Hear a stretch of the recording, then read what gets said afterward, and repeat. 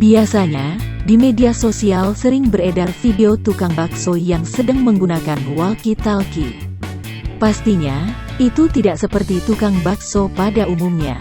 Namun kini, beredar video seorang tukang sayur yang tak biasa, yang diunggah oleh akun TikTok @leofebri15, Sabtu tanggal 26 Maret tahun 2022. Pasalnya, laki-laki yang terlihat masih muda ini berpenampilan tidak seperti tukang sayur. Ia dengan rapi mengenakan hoodie berwarna oranye serta celana jeans.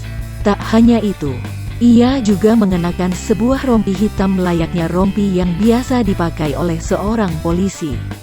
Ia juga mengenakan tas lempang dan kacamata.